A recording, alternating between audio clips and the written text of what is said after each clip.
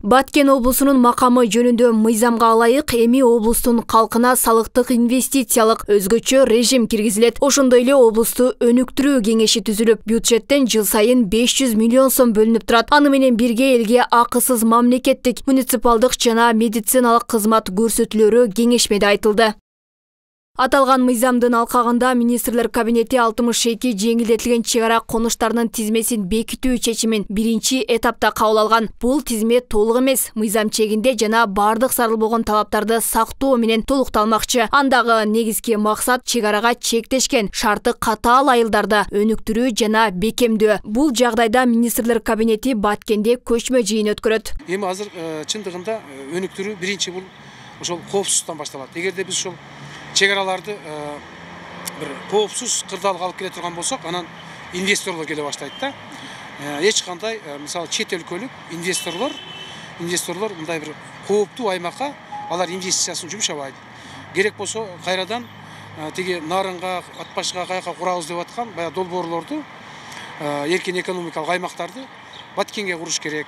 Инвесторлор тартыш керек.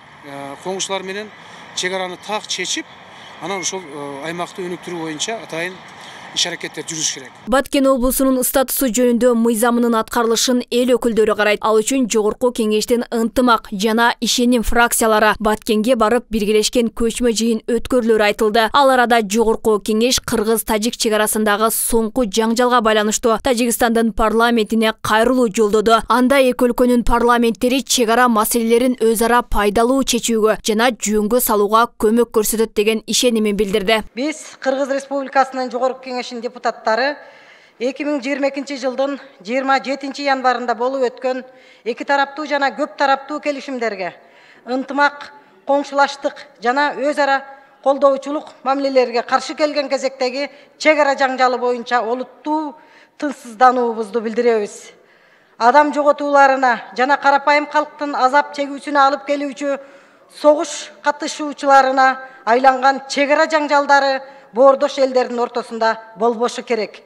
Ал эми эксперттер Баткенде кооптуу жагдай орун алганда гана аткаминерлер маселени кабыргасынан коюп калышаарын белгилешти. Анткени буга чейин чек арада чеп болуп, катаал шартта жашаган калкка карата жеңилдиктер эске алынбай, көзөмөлдөнбөй келген айтылууда. Мындан улам кооптулукта жашаган калкка бийликтин бардык бутактары өзгөчө көңүл бурушу кажет. Акыбал кете берсе, барып ал жердеги элдер да тажашы мүмкүн, көчүп кетебиз деши мүмкүн. Анткени чек ара кооптуу болуп атса, жашоо турмуш начар болсо, калк азайып кетиши мүмкүн. Ошондуктан мына ушул мыйзам, законопроект кабыл алынган мезгилден баштап, мунун аткаруусун өтө бир тыкыр көзөмөлгө алыш керек. Качан гана дагы бир жолу кайталайм. Чек арада бир чет чатак чыкканда эле анан кийин маселени көтөрүп, анан бир топтон унутуп калбаш керек. Бул Баткен Кыргызстандын эң биринчи маселеси Баткен. Эң негизги көйгөй Баткен болуп атат. Анткени Баткендин коопсуздугу бул мамлекеттин бүтүндүгү. Эске салсак, президент Садыр Жапаров Баткен облусунун макамы жөнүндө мыйзамга өткөн жылы сентябрда кол койгон. Анда жергиликтүү тургундарга салыктык жеңилдиктер, социалдык жактан колдоо, ишкердик үчүн ыңгайлуу шарт түзүү каралган. Тизмеге кирген айыл тургундарынын пенсиясын 2000 сомго көтөрүү жана жөлөк пулдун көлөмүн 2 эсеге көбөйтүү, электр энергиясын жеңилдетилген шартта берүү каралып жатканы айтылган эле. Алмагүл Эркебай кызы, Бекмат Султанов, 7 канал, Ош шаары.